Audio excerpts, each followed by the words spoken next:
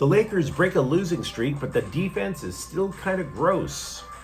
A publication suggests the Dodgers prospect pool is a little bit above meh.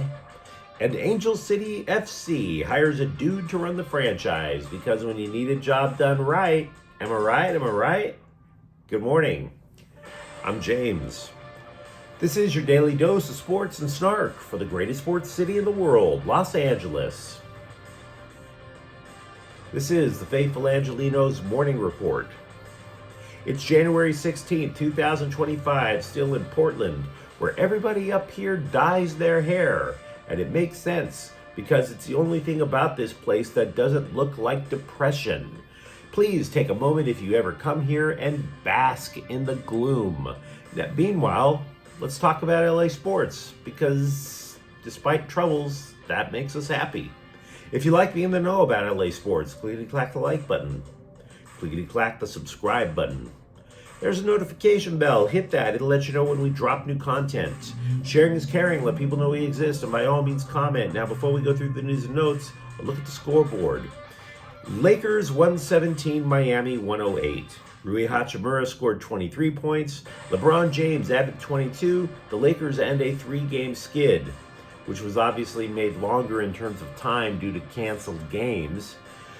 Clippers 126, Brooklyn 67. 67, the biggest mollywhopping of the NBA season. The largest victory in the history of the Clippers franchise, far back as when they were in Buffalo. The worst loss in the history of the Nets, going back to the ABA. Now, Say Kawhi of Moreno Valley scored 23 points in his 4th game of the season. And quite frankly, he was the catalyst behind the whole damn thing. The game was tied after 1 quarter. And then Leonard starts the 2nd quarter with a bench lineup. Boom. So, yeah. 126 to 67.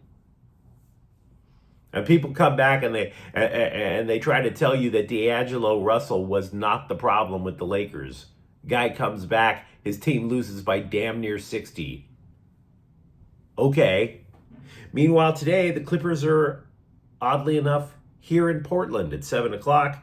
The Kings are at Vancouver. Both games are at 7. By the way, the Kings have averaged just 1 goal over the last 3 games. Let's get to the news. So I think we can all feel the need to celebrate over the Lakers ending their losing streak. Maybe we should all take that chump change that Biden is giving out because of the wildfires, just put it all into a pool, buy box after box of the finest wine, and break out the straws for a sippy sip. Maybe go get yourself a hay bale of cannabis, chuck it in the fireplace. And I'm saying cannabis because I don't know if YouTube bans the word weed. Anyway, if you're curious what led to the defensive decline that led to all the skid marks over the underwear of the Lakers season, CBS.com said it was actually pretty damn simple. All 3 teams during the losing streak adjusted their offense to pull Anthony Davis away from the basket. You either had your big guy play away from the hoop, such as San Antonio's Victor Wembanyama, who scores on the perimeter, or what you would do is you would set so many screens to switch Davis to a smaller player away from the basket. Hey, I've got a clear path. Let's get 2 points. And it worked like hell because all 3 teams during that losing streak scored a minimum of 118 points. Yeah, that's something. It's almost like other teams are sitting there going, hey, what if we get the Lakers' only big guy away from the rim? Something tells me Austin Reeves doesn't equal rim protection.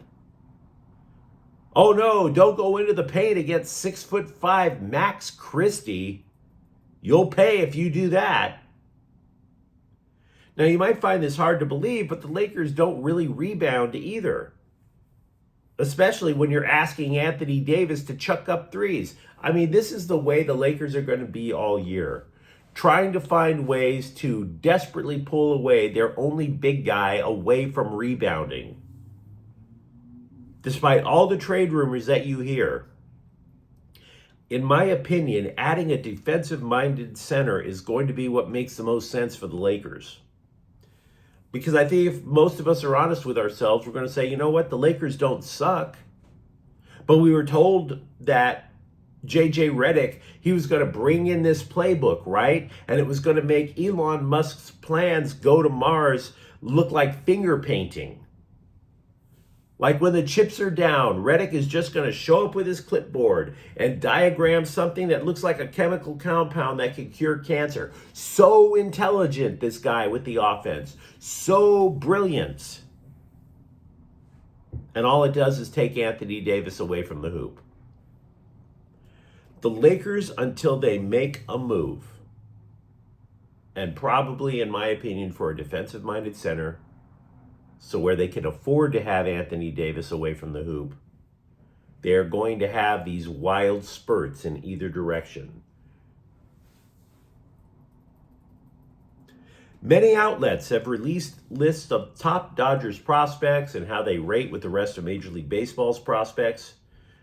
5 Dodgers have qualified for the top 101 list from Baseball Prospectus. Now, when you consider that there are 30 teams in Major League Baseball, it's kind of above average, just by running the numbers. But is it elite? Is it what you would expect from a franchise that we're told has a farm system that's the envy of professional sports? Now, off the top, you might say no. But then you look at it again and you go, you know, maybe I actually could put lipstick on that pig.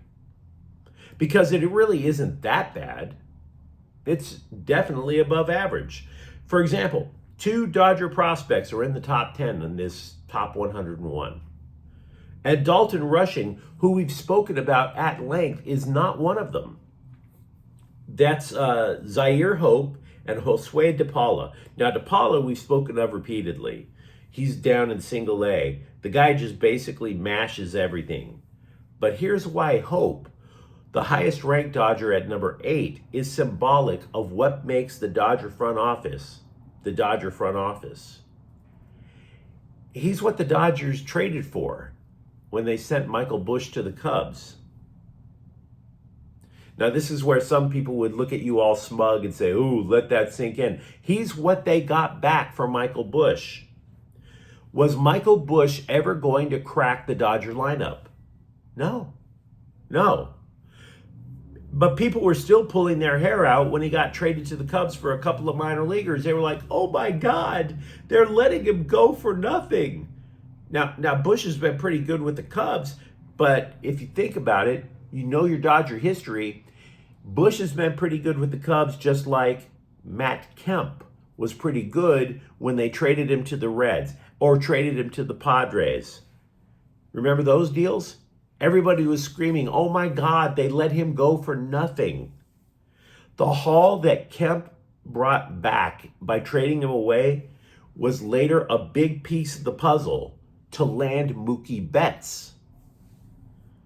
DePaula, meanwhile, goes up 39 spots in the rankings. What I'm trying to suggest to you is these are the guys that theoretically could be packaged together for an absolute elite stud talent. Rushing, by the way, he's 22nd. You know who else is in the top 101? Jackson Ferris, a pitcher. He's 52nd. He was another player acquired for Michael Busch. In other words, the Dodgers, by sending Michael Busch to Chicago, a guy who had no chance whatsoever to crack the Dodger lineup, returns 2 of the top 52 players in minor league baseball.